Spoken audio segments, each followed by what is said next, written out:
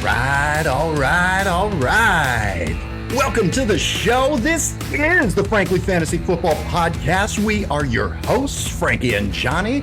Welcome in, Frank. We've got some friends with us. Why don't you introduce our friends here, buddy? Whoa, man. We got some people here. Let's rock it out. The first guy, John, that we have on here that I want to tee up a bit is nothing short of incredible. He's the lead bassist at Plume. He has done drops for us. And guys, I just want to let you know, if you are in Colorado and haven't gone to Sykes Peak yet, you're totally missing out. Got to check these dudes out. They do an awesome job.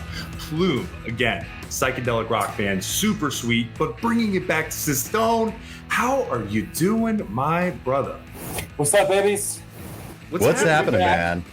Thank you so much for having me. I am so excited for this year and for all your guys' success. We're really encouraged by all the numbers that you guys are getting. So congratulations to both of you, and look forward to a successful mock draft.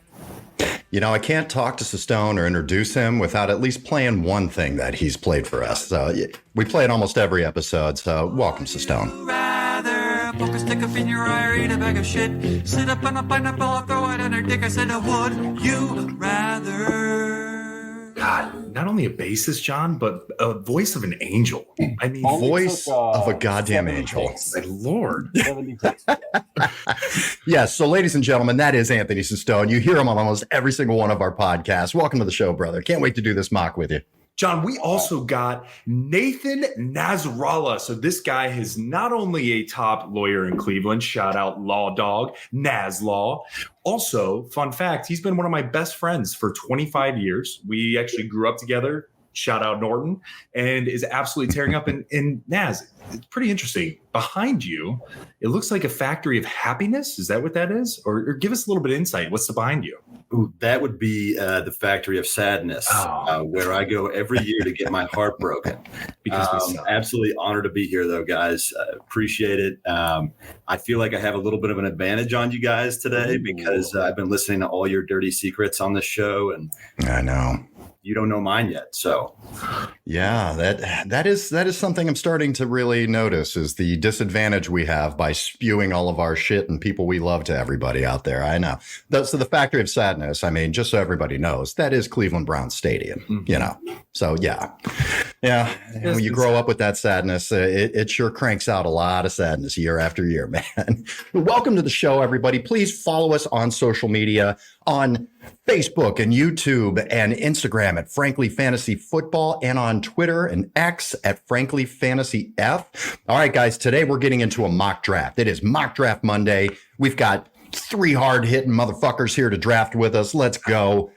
That's right. We're doing a 12-team SuperFlex. So 2 quarterbacks.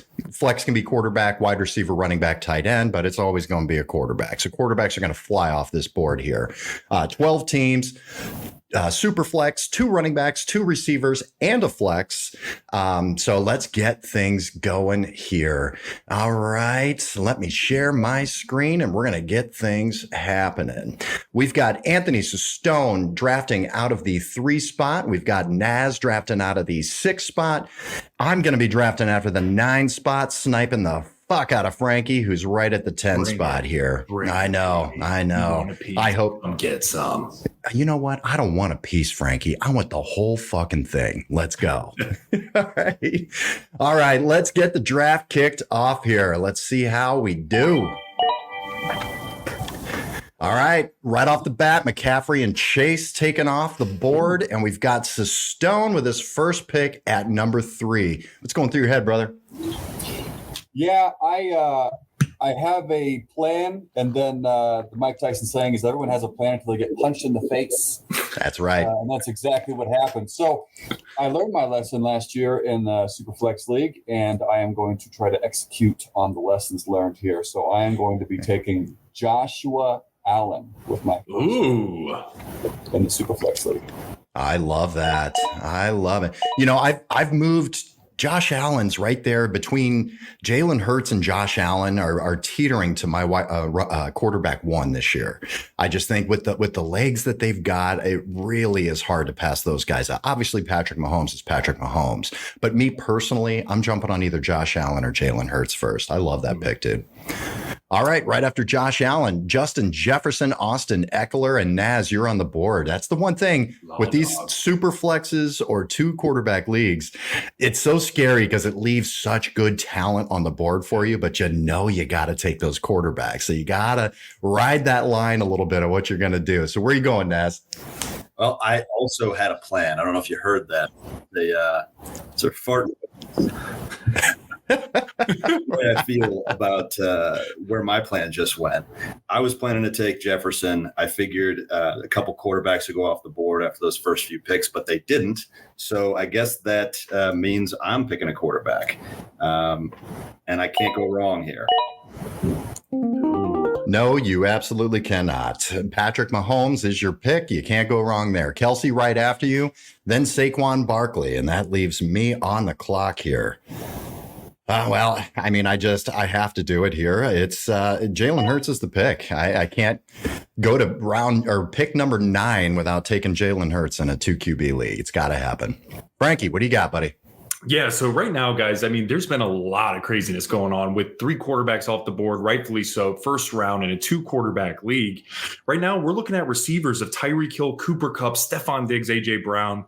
Could look at running backs with Bijan Robinson, rookie sensation coming out, Nick Chubb, Derrick Henry, quarterbacks still, Lamar Jackson, Joe Burrow, and Herbert. Where I am going here, I'm actually going to switch things up again, John. I'm known for like being a little crazy, right?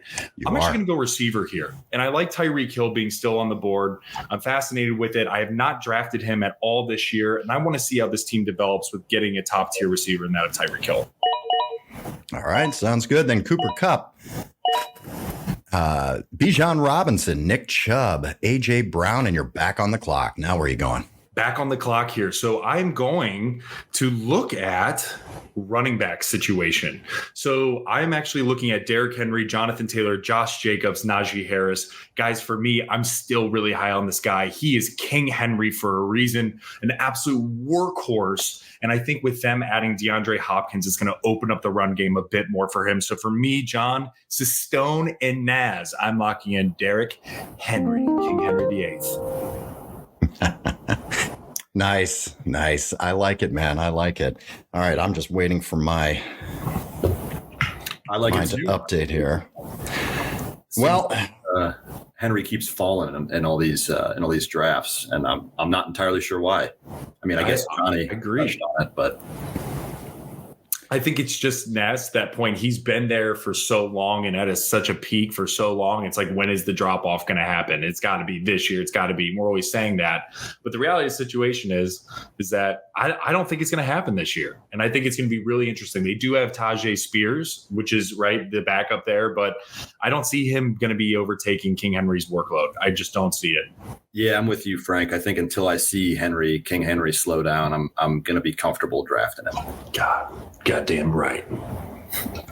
Well, that leaves me here in the choice, and I was gonna get a little crazy and jump on Lamar Jackson here in the second round. Do it. I really don't like doing 2 quarterbacks in a row, though. Not when there's this much talent sitting on the board.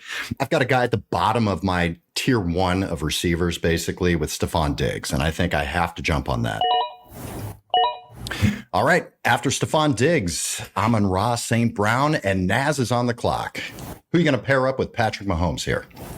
So I'm doing the same thing as you, Johnny, looking away from quarterback here. I want either top tier running back or top tier receiver to try and, fill the gap of not having gotten that first round. And I see a couple here that I really like, but I think, I don't know if you guys are going to love this pick, but I got to go with Josh Jacobs. He gives me a shot at running back 1 upside. He just, as I'm sure you guys, are going to touch on, he just solidified his deal with Vegas. So he's coming back. We know he's going to be getting a big workload this year again. The question is, can he produce the same level he did last year? And I don't even know if that's the question. The question is, can he produce at a high level? And I believe he can.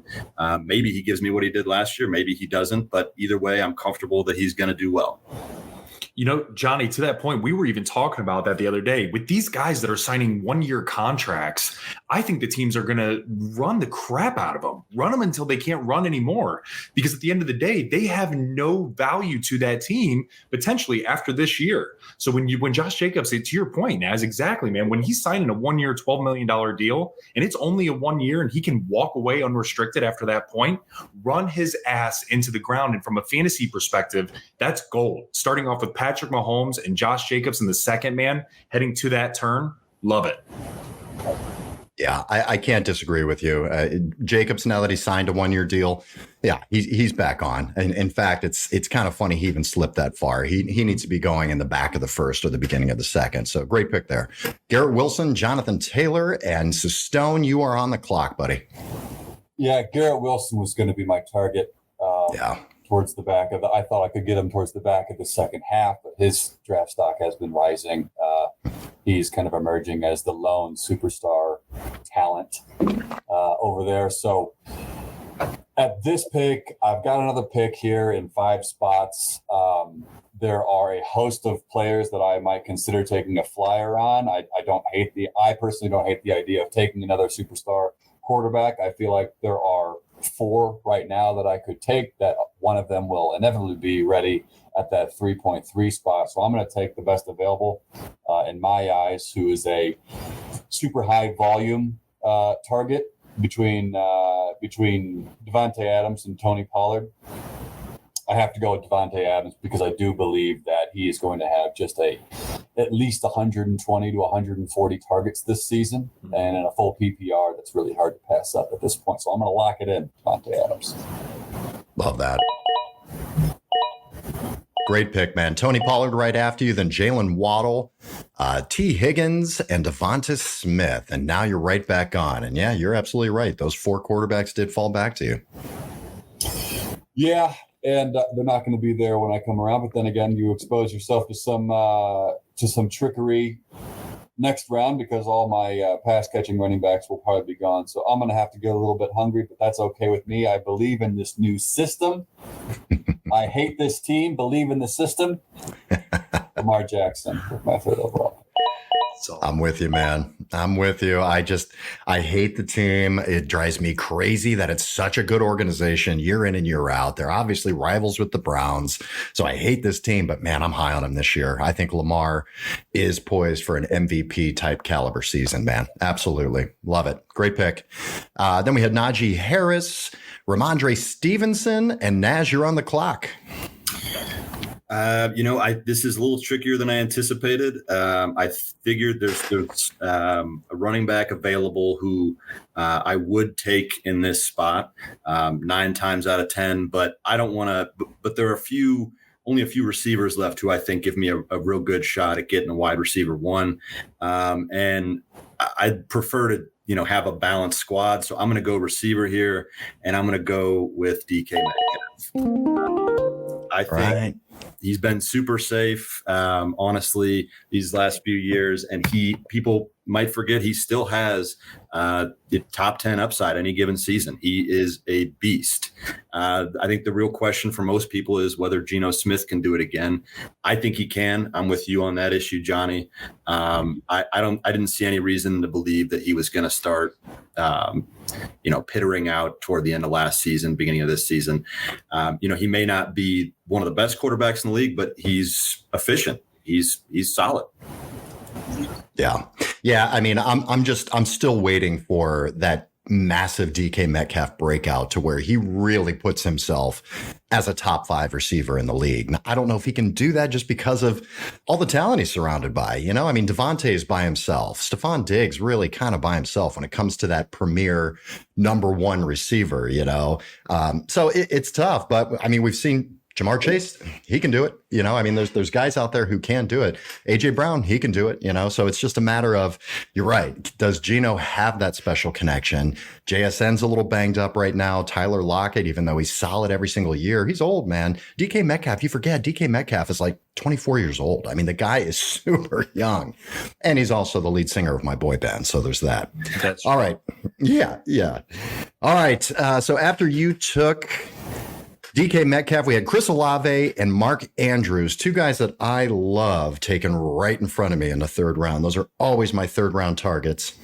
All right, when I'm looking at this, I still have some QBs on here that I love. I'm going to play a little game. I'm sure they're going to be gone, but I'm feeling pretty confident with Jalen Hurts as my QB1. I'm going to go for a guy here that I'm really excited about, and I hope all of the excitement, I think industry-wide, everyone's excited about him, and I'm hoping this translates. This could be, we're all a little too high because of the idea of this guy, but Jahmyr Gibbs, I just think he's in a great position this year. If I can snag him in a league, I'm really trying to do that. So Jahmyr Gibbs is my pick. Yeah, John, that's a solid pick there, man. I mean, but you guys, what are you doing? There's a quarterback on the board that is just sitting there waiting to fall into my lap. I can't believe he did that. Guys, right now with my team, I'm looking at Tyreek Hill, Derrick Henry.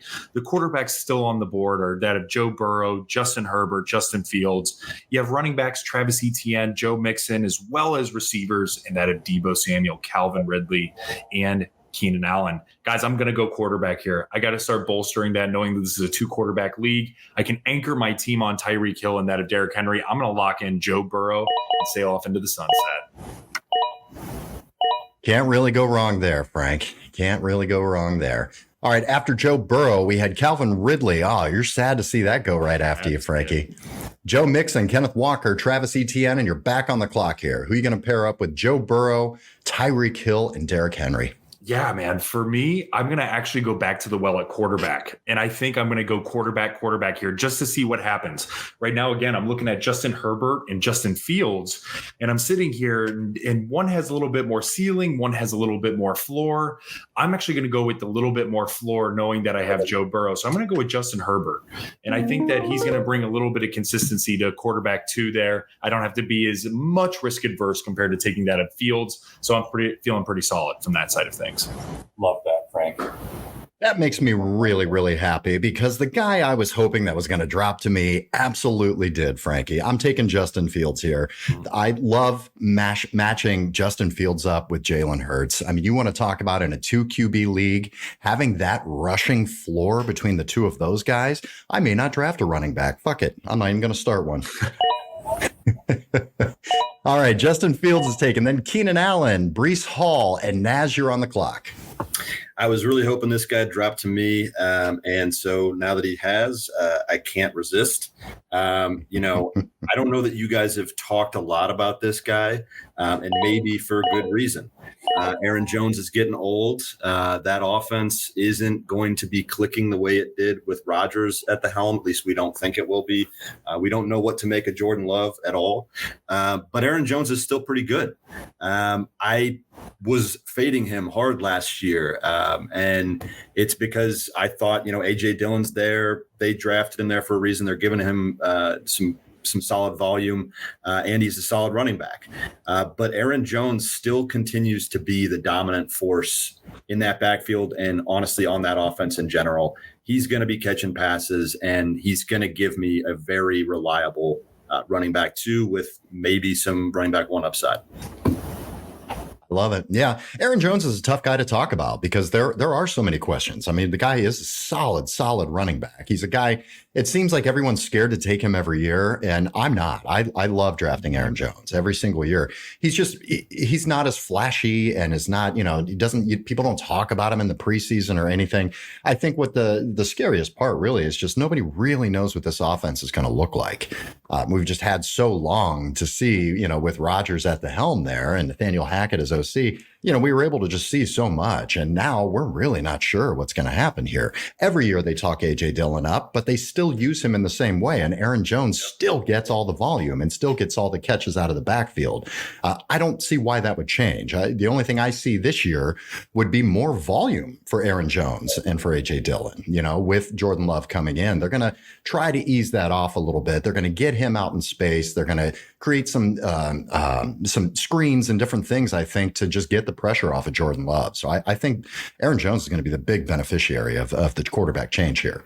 Great pick. And to draft it as your running back 2. That's the key there. You're not relying on him for true running back 1 volume and points at that point in time. So I'd love to pick Naz. Super solid start. Absolutely right. Then we had Debo and DeAndre Hopkins taken. And Cistone, you're on the clock. You've got Josh Allen, Lamar Jackson, and Devontae Adams. That's a powerful trio there, man. Holy triumvirate. What are you going to do from here? Should have known that Naz was going to take Aaron Jones. He says that he faded him. I've never seen you fade Aaron Jones in my life. That isn't Naz's ideal football player. So, yeah, I need to go running back here. I figured there were going to be a couple of these high-volume pass-catching running backs available on this turn here in the back. So I'm going to take my favorite of the two, though he's a little bit back behind him. Someone who has consistently shown production and someone who I believe is going to pair very well with the number 1 overall pick in this year's NFL draft, and that is Miles Sanders.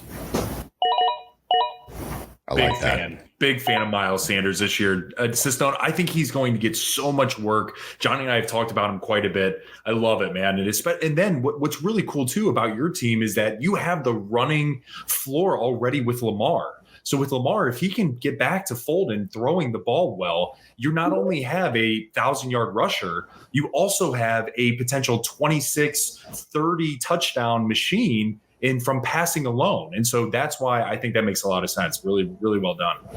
Yeah, I don't see any other way for Monken to make it happen in Baltimore. He has to prove, this is his legacy, he has to prove that Lamar can throw the ball. So he's going to put him in those situations regardless if he's successful.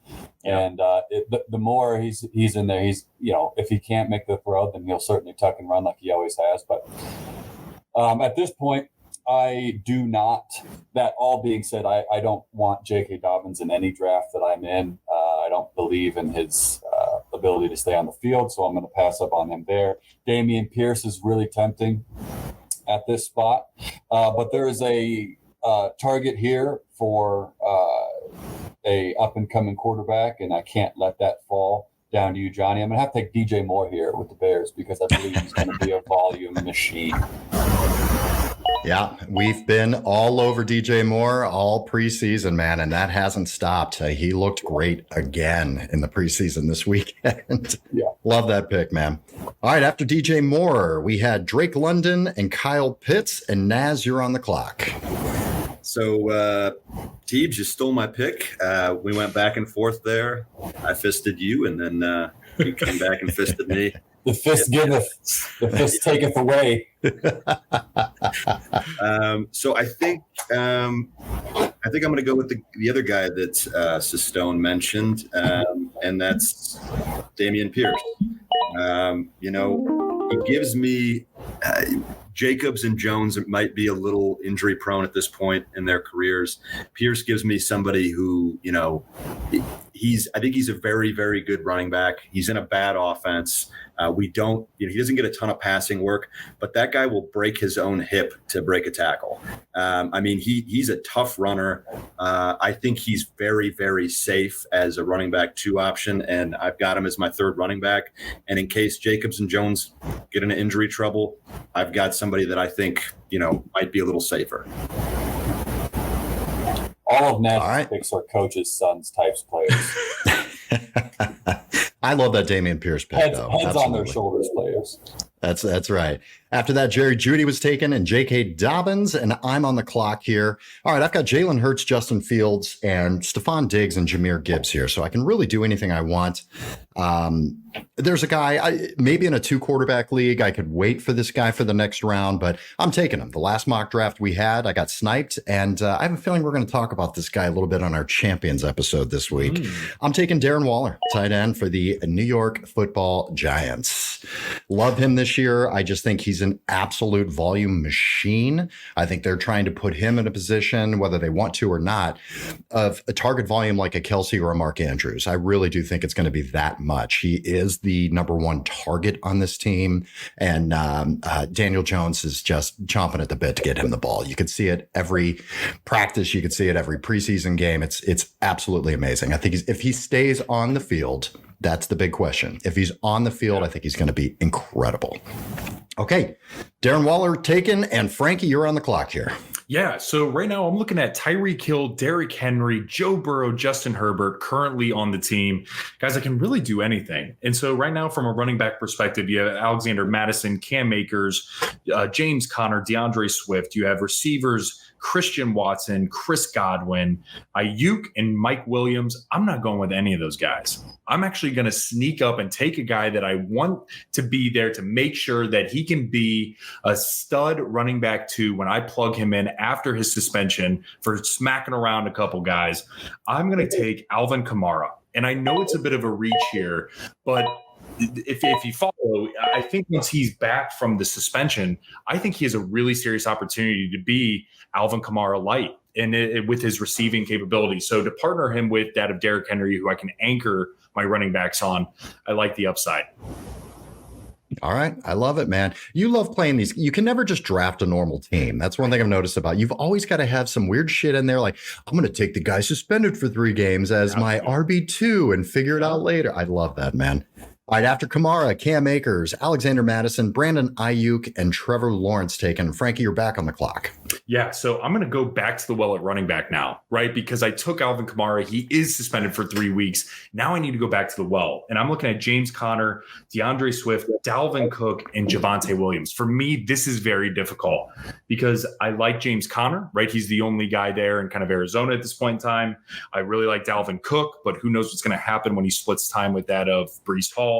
And I really like Javonte, but he's really risky at this point in time. So for me, I'm going to go with a little bit higher floor here, and I'm going to lock in James Conner. That way it solidifies my running backs a little bit higher floor at this point.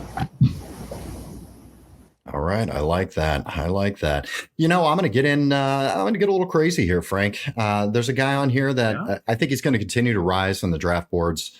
I don't know how much of a long-term play this is going to be all season long. But again, I'm looking at the first couple of games of the year when I draft. I'm not looking season long. I don't care what their playoff schedule looks like unless I'm trying to decide between quarterbacks. But I'm going with Dalvin Cook here. I need a running back. I need somebody who's going to hit the ground running, so to speak. And I think Dalvin Cook, pun intended indeed. Pun intended. Yes, I'm going to go with Dalvin Cook here with the Jets. We haven't seen him yet. We haven't even seen him with the jersey on yet. But, the first couple of games at least, I think he's going to be an absolute beast. All right, after Dalvin Cook, we had Christian Watson, Javonte Williams, and Naz, you are on the clock. All right, so this is what happens when, sometimes you take a little bit of a risk. I really wanted there were 2 guys I was really taking a close look at receiver to kind of give me a little boost with just DK Metcalf there at receiver. I wanted another shot at maybe a wide receiver 1 type of guy, wide receiver 1 ceiling. I don't know that I'm going to get it with this guy, but I do think there's a chance that he can repeat what he did last year, even with, I'll just pick him then. Even with Calvin Ridley there, Kirk showed that he's got a little bit of chemistry with Trevor Lawrence, and Trevor Lawrence likes to use guys out of the slot.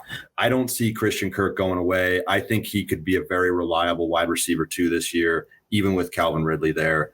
But I don't love the pick, so I am going to have to. I am going to have to come back to wide receiver a couple times here soon.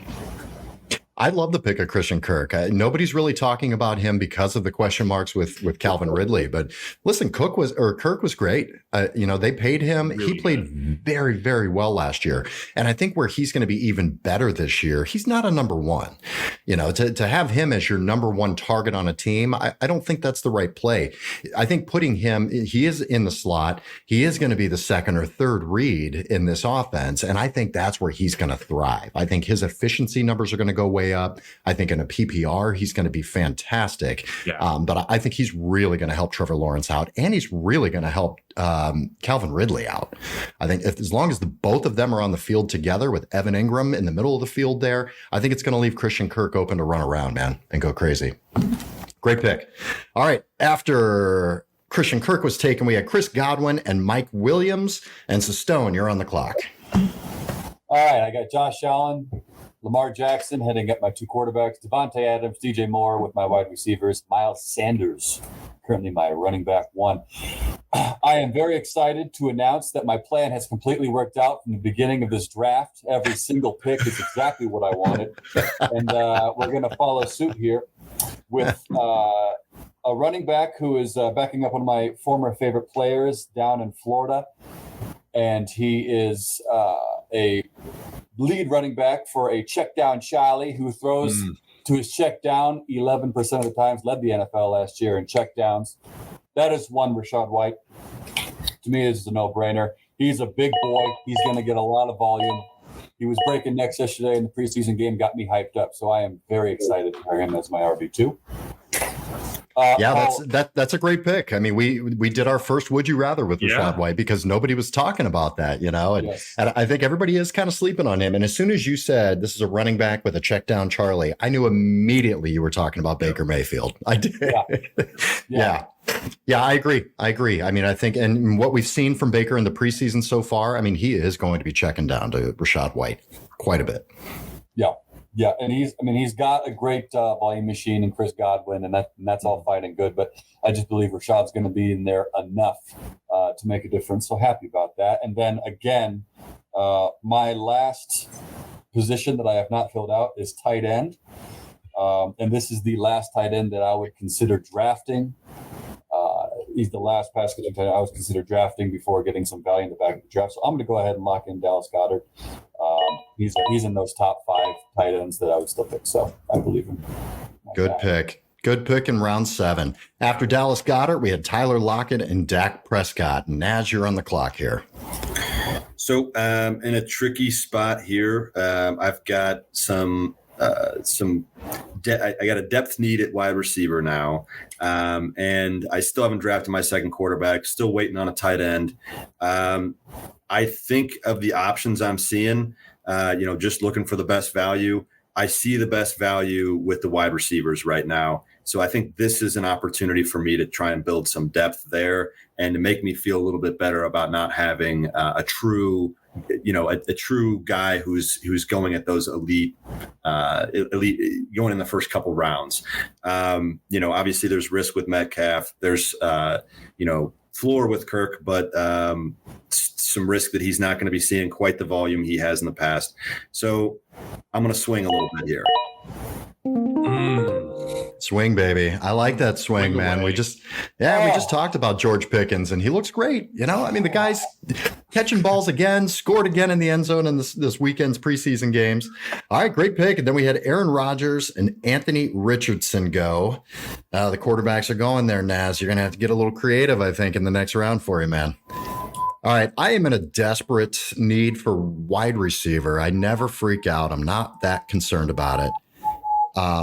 But I did like that George Pickens. I was going to be looking at him for sure. I'm actually going to punt on receiver. There's just not enough talent. There's more talent in other places. This is where you kind of grab guys and say, I don't necessarily need this guy, but the talent's too good. I'll look at trading one of these guys if I have to. I'm getting on. We just did a Would You Rather. It's so funny. Isaiah Pacheco versus James Cook. And there they are back to back, looking at me in the 7th round. And I'm glad we did that, Frank, because now I know which way I'm going with it. And I'm going James Cook. All right, you're on the clock, Frankie. I'm on the clock. So I went, pretty heavy on running backs, John and Cistone and Naz, the first few rounds there. So I only have one receiver on the board. I need to start looking at receiver as well. So right now we're looking at Mike Evans, Marquise Brown, Michael Pittman, and then we have Deontay Johnson. Now, I hate this, right? Because, John, last episode, we were just talking about who is off your board, unless it's good value. And for me, that was Mike Evans. He was off my board. But when I'm looking at him to potentially be a receiver 2 in the 7th round, I do like that value there. And I think that it's enough to where I'm willing to take a shot on him, but not yet. Because you know who's in front of that? I'm going with Marquise Brown, switching it up on you guys. The reason being is because he's the receiver one on the Arizona Cardinals. They're a shit team. They're very bad. And here's what's going to happen. They're going to need to throw the ball. I want a piece of the number one guy without DeAndre Hopkins there that I know is going to be getting the ball, even if it is a terrible team. I'm willing to take an upside play there on Marquise Brown than taking that of a low side floor on Mike Evans. All right. I like it. I thought you were going to go against your own advice for a second. No. I got really excited about that. Yeah. All right. After Marquise Brown, Mike Evans was taken. Deontay Johnson, Jahan Dotson, and Michael Pittman Jr. And Frankie, you're back on the clock. Yeah, back on the clock here. It's pretty wide open, as crazy as it sounds at this point in time. But, you know, for me, guys, I'm looking at the receivers, and it's Jackson Smith and Jigba, Jordan Addison, Brandon Cooks, Kadarius Toney. Honestly, none of those are really exciting me at this point in time. And so I want to make sure, and again, for those of you that are listening here, like I got to make sure that I'm taking the best value. And for me, there's still a running back on the board that I'm going to get the best value from in comparison. I'm going with Isaiah Pacheco.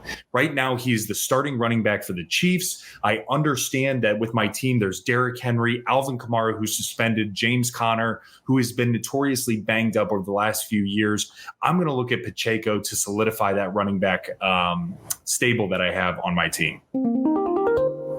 I like that pick. Yeah, I'm really kind of in the same boat there, Frank. I mean, just the way things have shaken out here, I don't love these receivers. I've only got one receiver. I have Stephon Diggs. So I'm almost doing a hero receiver draft strategy here.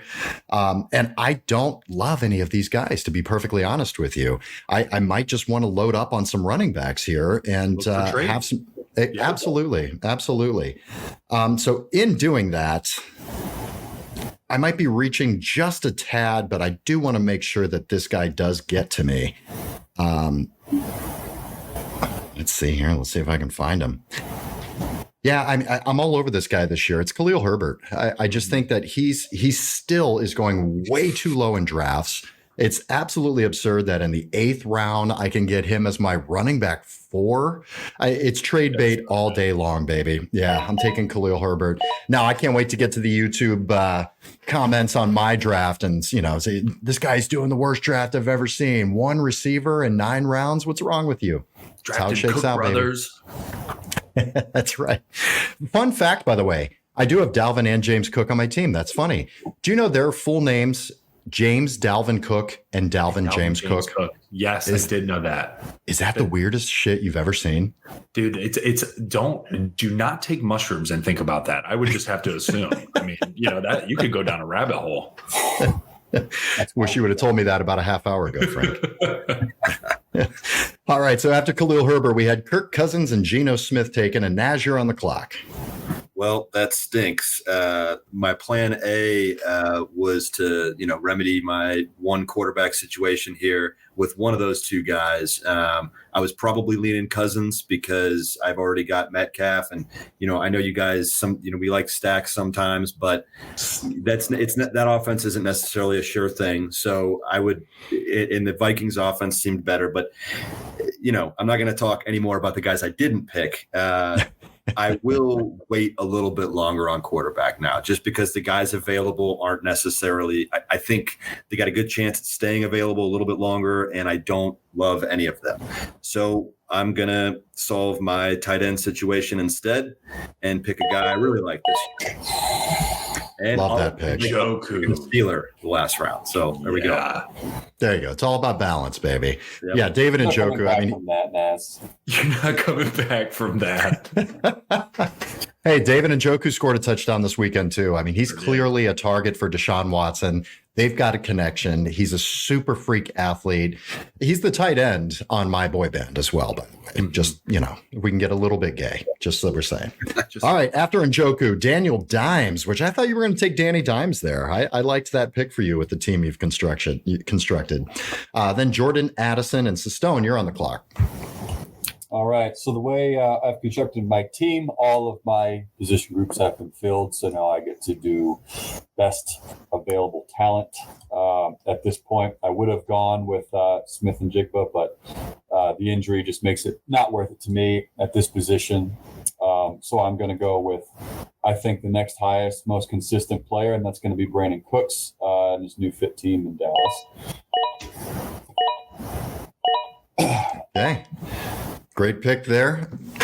Brandon Cooks. Then we had Jared Goff and Russell Wilson, AJ Dillon, and Michael Thomas. And you're back on the clock, Cistone.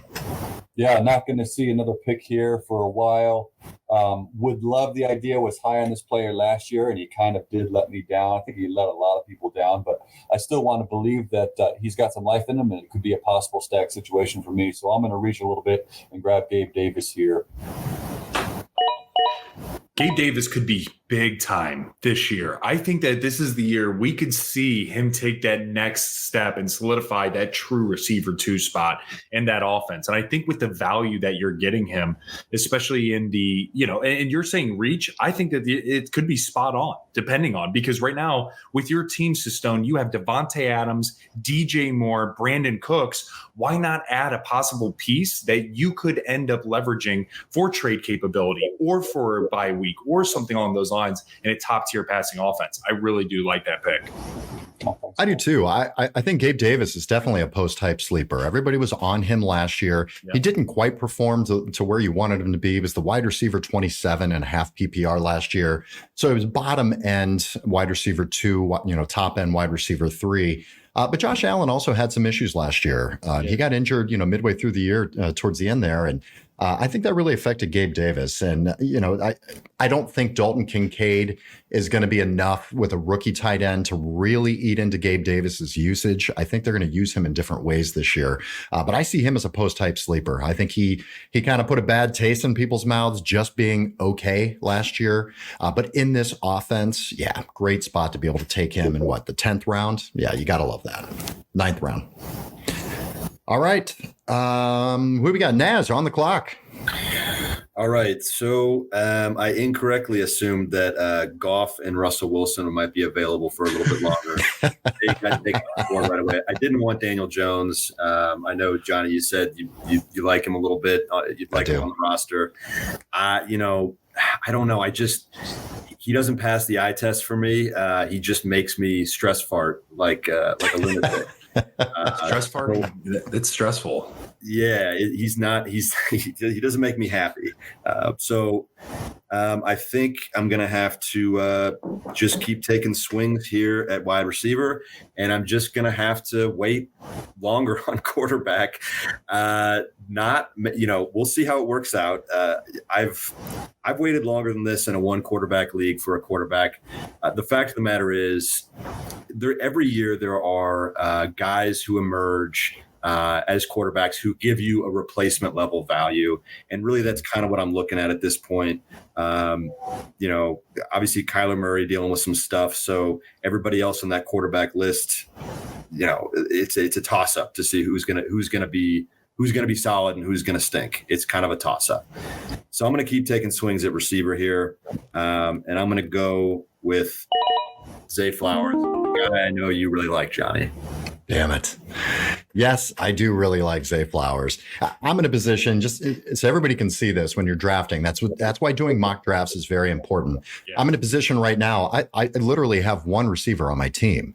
So that's not where you want to be necessarily. But I've got 2 top tier quarterbacks, and I've got a top tier tight end in my mind as well, with a slew of good running backs. So you're just going to be in that position when you go that high on quarterbacks and tight ends.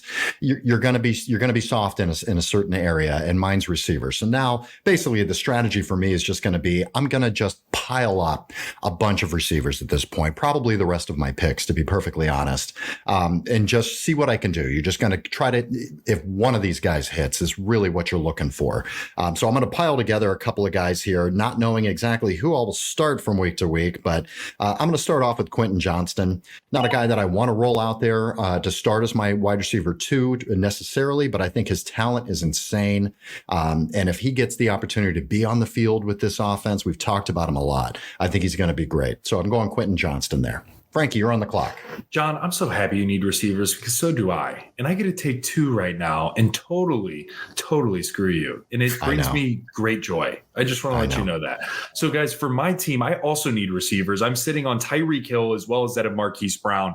The receivers that are available are Kadarius Toney, Treylon Burks, Juju, Cortland Sutton. I think this is easy for me. I'm going to go Cortland Sutton here. I think with him being the number 1 receiver on that of the Denver Broncos, Jerry Jeudy hurt, Tim Patrick is out for season, KJ Hamler's out. Cortland Sutton is the guy I'm locking in as my receiver 3.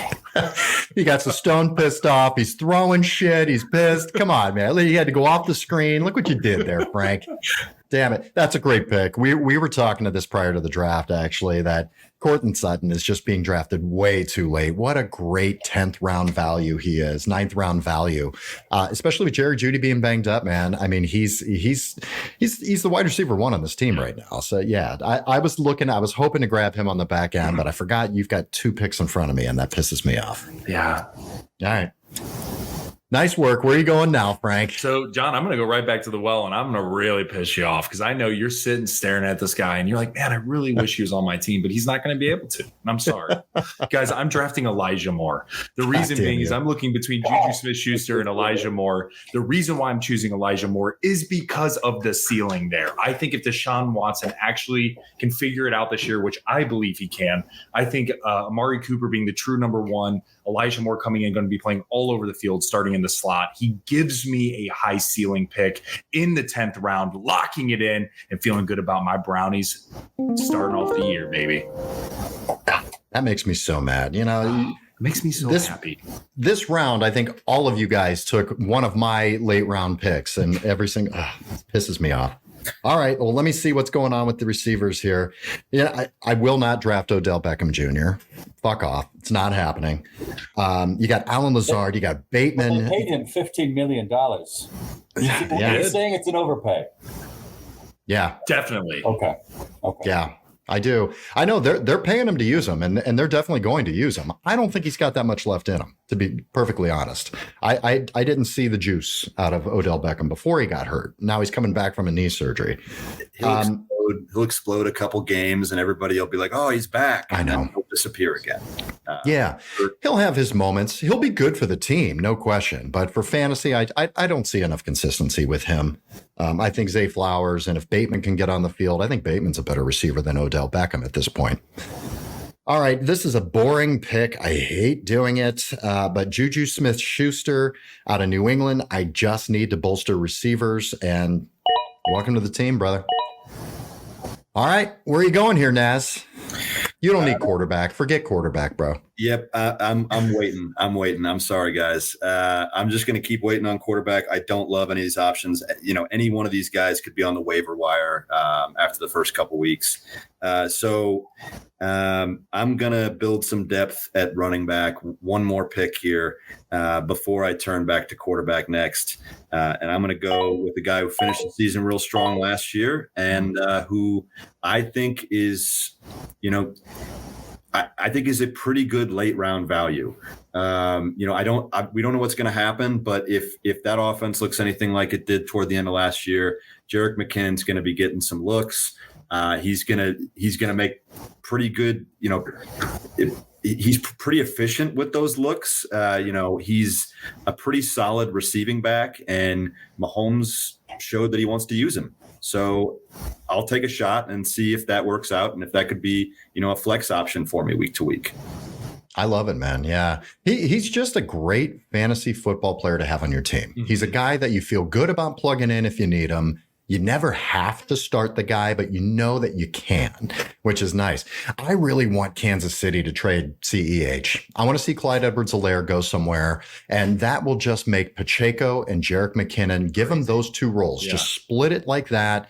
You know where these guys are. I think it would be beautiful if that happened. All right. So Stone, on the clock. Did you get your frustrations out? Did you have a Zen moment? Take some deep breaths? You feel good? I'm over it. I'm way over it.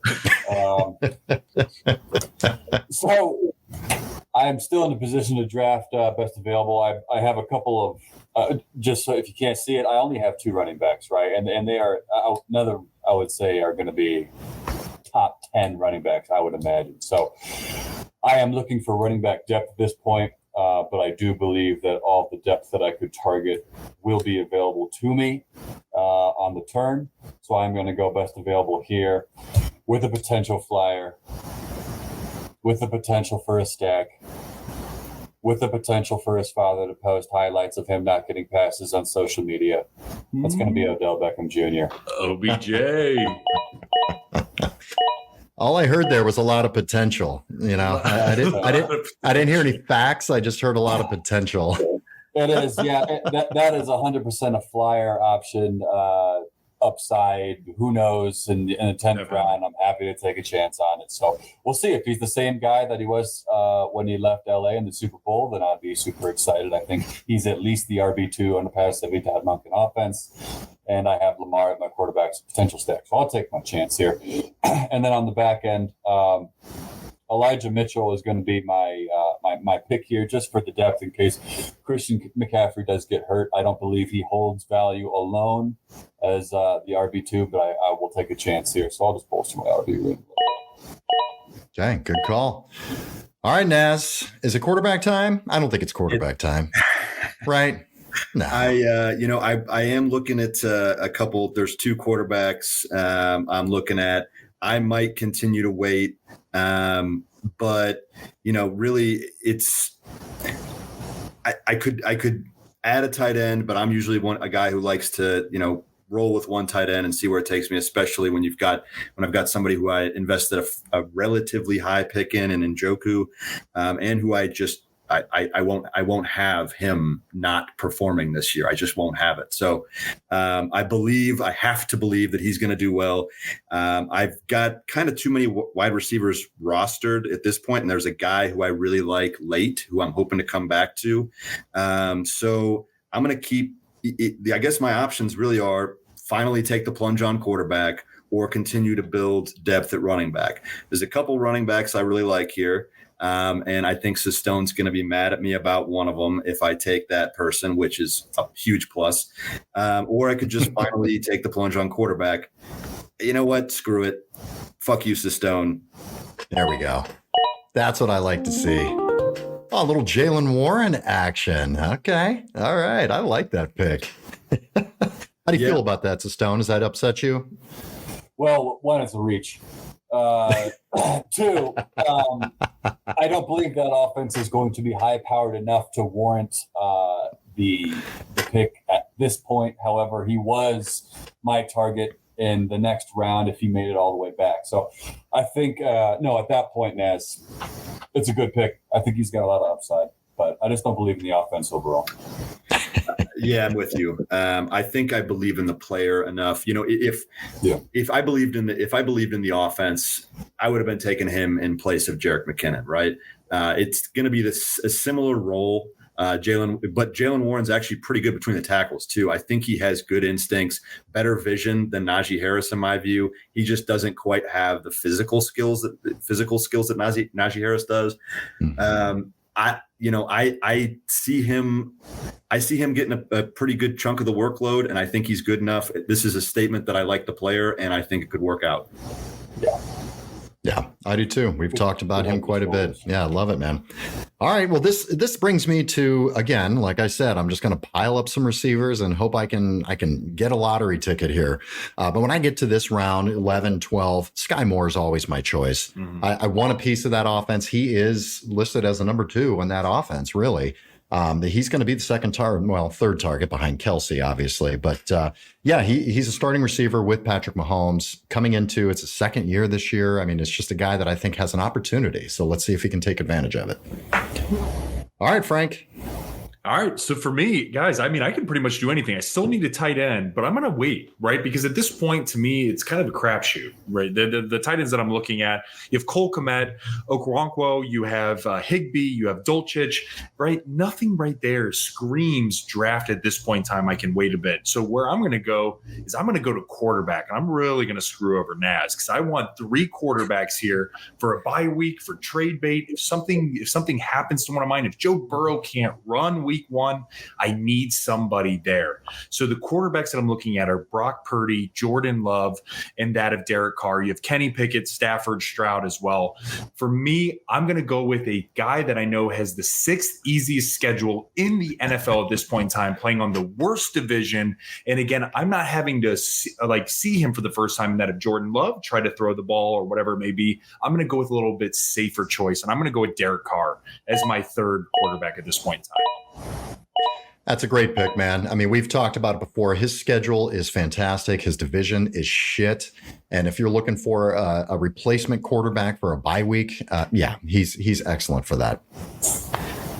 All right. And so I'm back on the clock here. It looks like Cole Kmet, Okonkwo, Purdy, and Jordan Love went, John. So I'm going back and looking at running back or receiver here and waiting until the last point to draft a tight end.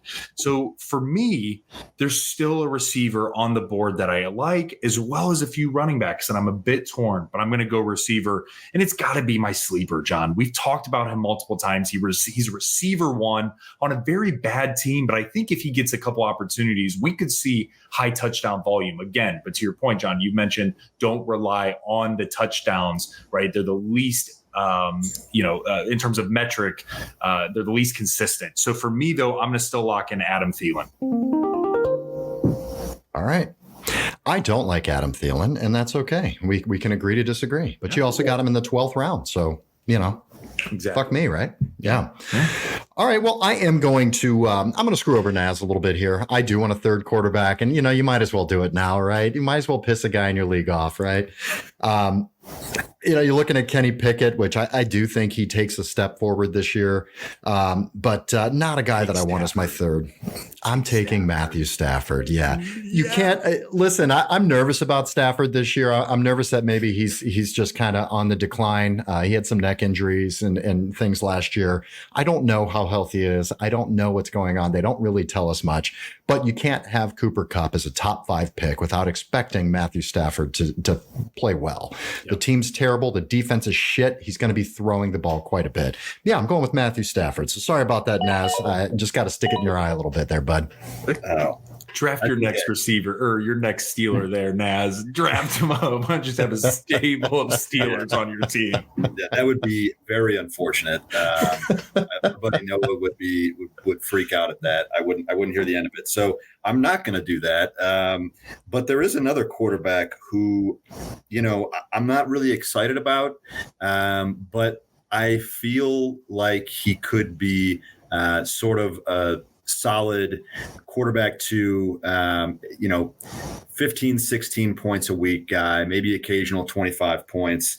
And it's a guy who did a really, really shitty job last year, was banged up last year, but they added, DeAndre Hopkins to the stable. And he's not particularly bad himself. He's fine. He's fine.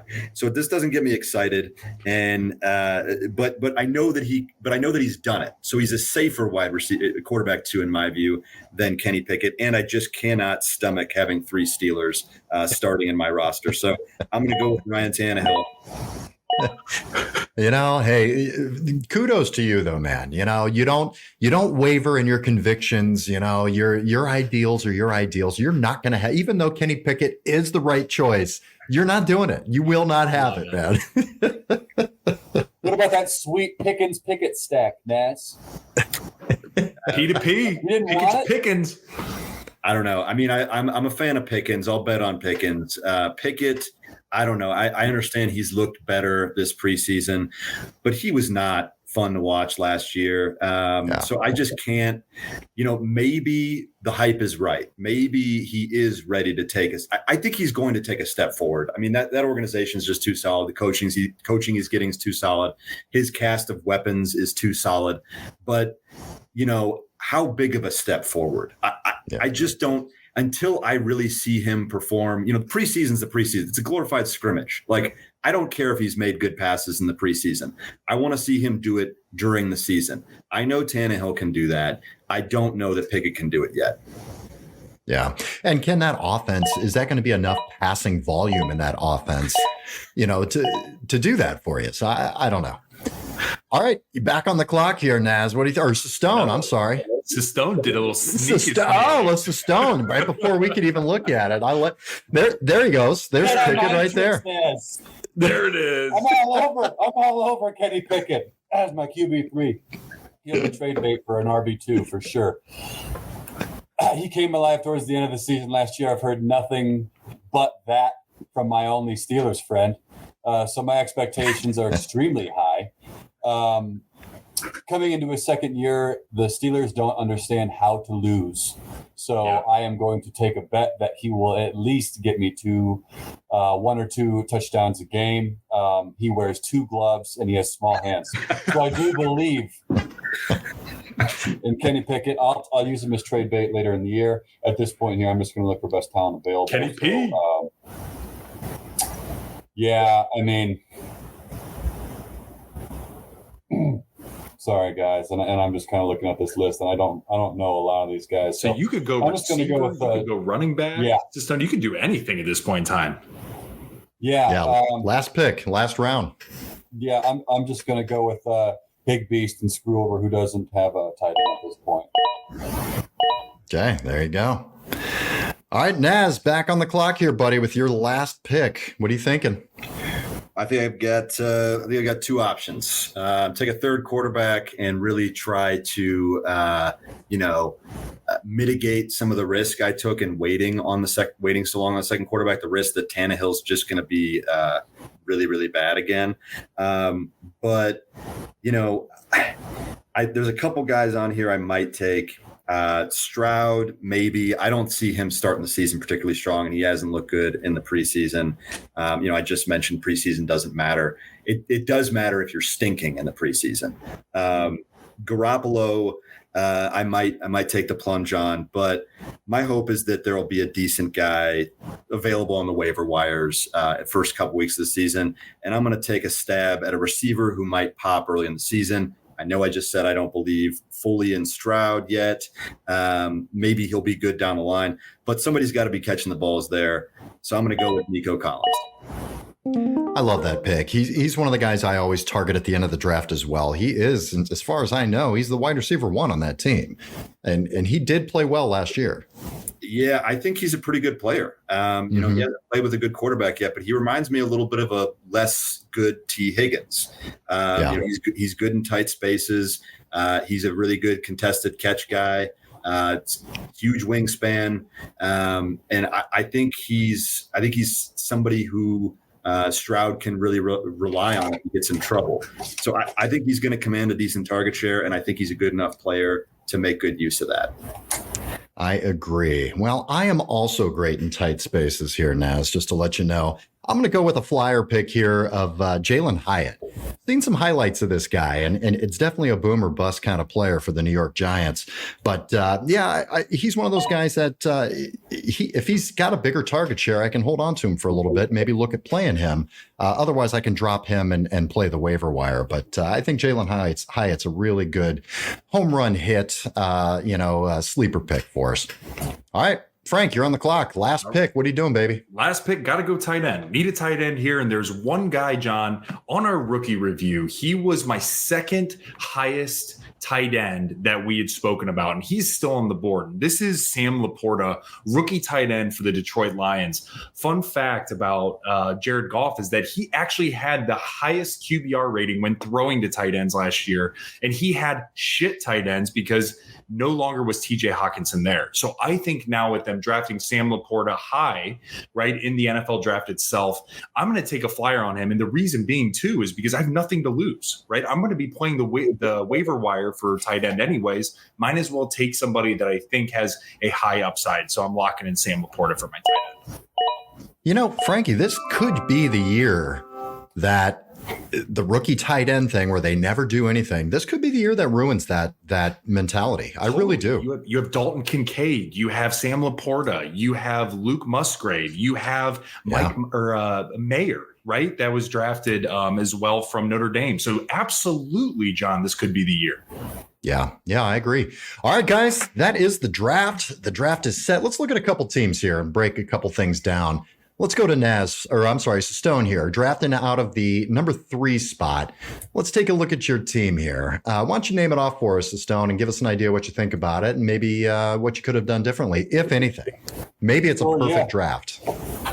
Oh, no, yeah, surely. Quarterbacks, I have Josh Allen, Lamar Jackson, and Kenny Pickett. Wide receivers, I have Devontae Adams, DJ Moore, Brandon Cooks, Gabe Davis, Odell Beckham Jr., and at running back, I have Miles Sanders, Rashad White, and Elijah Mitchell, tight end. Dallas Goedert, Tyler Higbee.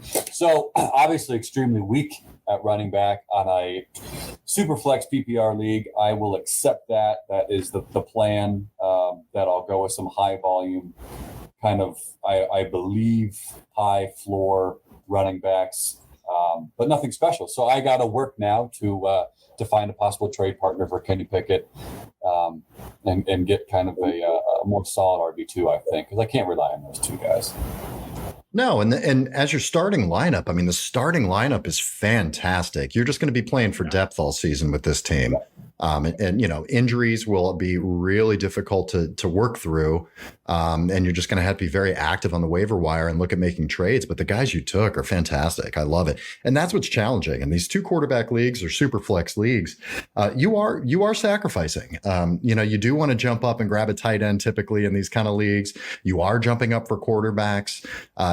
Yes, it does push the talent down to other drafts, but there's always going to be guys out there that are going to punt on their second QB or just wait altogether on QB and start gobbling up all of the talent. So it makes it really difficult, but your starting lineup, I think, is fantastic.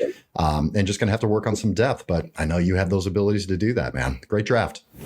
Thank you. All right, Naz, let's take a look at your team at the number 6 spot. Why don't you break it down for us? I think I'm going to be a little, as we've already acknowledged, I'm going to be a little weak at that QB2 spot. I'm going to feel really good about the QB1. Even if Mahomes, the supporting cast around Mahomes isn't as good as, it has been in Mahomes' best years, he's still the best quarterback and the most talented passer in the league. And he's going to be good no matter what. I feel very good about my running backs. I think there's a lot of guys with ceilings in here. Even as I went later in the draft, I think McKinnon and Warren could be useful pieces down the road, maybe not right away. I think another potential weakness, though, it would be my receivers. I think there's just a little bit of there's unknowns there, but there are guys there who I think could give me high ceilings week to week, and could end up being very good options. Pickens is a little bit of an unknown. Zay Flowers is an unknown. Nico Collins, obviously, totally unknown. I think all those guys are going to be solid. They'll have a solid floor, but where their ceiling is going to be, I don't know. Hopefully, my hope is that one of them will pan out and have a pretty productive season and be a reliable, wide receiver 2 type that I can plug in whenever I need them. So I'm feeling pretty good about this team. I just have to be active on the waiver wires and make sure I'm doing what I can at my QB2 spot. Yeah, I know you say your receivers are a little bit, sketchy or not, you haven't quite seen it yet. You've got so much upside potential with these guys. I mean, if 2 of these guys can give you some of that upside like they have the ability to, I think you're going to be in great. This is an amazing best ball lineup, if you look at it in my mind, because 2 of these 4 or 5 receivers are going to have big weeks, I think, each and every week. You're just not sure which ones it's going to be. But yeah, I love it, man. I really do. All right, let's get to my team here. I went heavy on quarterback. I went and got the tight end that I love. So I definitely sacrificed in one of the positions, which was going to be my receiver 2. But receiver, to be honest with you, it is the easiest position to replace. There are more of them. more of them on the field at once, obviously. And it's the best position to be able to find somebody on the waiver wire. So I'm not that concerned with doing that. Plus, I'm a very active owner and I will make some trades. But I've got Jalen Hurts and Justin Fields. Absolutely love that. I mean, each and every week, I'm just coming out with a raging boner with my quarterback position in a 2-quarterback league. Love that. Stephon Diggs, obviously. The receivers where it gets a little crazy, though. My wide receiver 2 and flex, I'm looking at here potentially Quentin Johnston, Juju Smith-Schuster, Sky Moore, and Jalen Hyatt. I think Juju's got a very safe floor. He's a guy I can safely, but just kind of meekly put out there as my wide receiver 2. I think he's the safest of them. And then I can see kind of what the usage is going to be with Quentin Johnston and Sky Moore and Jalen Hyatt as well. My running backs, I love it, especially half PPR with Jahmyr Gibbs, Dalvin Cook, James Cook, Khalil Herbert. I've got 4 guys I'd feel good starting in either of my running back positions any week ever. I could package 2 of those guys together and try to get a top wide receiver to match up with Stephon Diggs. So I like how this team is really shaken out. Darren Waller, I'm absolutely in love with. I love it. I like the way it worked out. What do you think about my team, Frank? Yeah, it's interesting, John, and I like the fact that we're showing people at home and those listening and watching what it looks like when drafting a quarterback super early. Because to your point, you're going to have to hit on a running back later or receiver later to overcompensate. And then, John, with also taking a tight end in the 5th round, right? That also takes away the ability to draft another depth piece, from a receiver or running back perspective. So I appreciate you showing this. I think that there's a little bit of risk here, but knowing the way that you operate, you strategize, and how active you are, I think that this could be phenomenal as the season progresses. Well done. Yeah, it's not a team where you can set it and forget it. No. I rarely draft those kind of teams. You're going to have to make improvements. You're going to have to make some upgrades here, but I'm confident I can do that.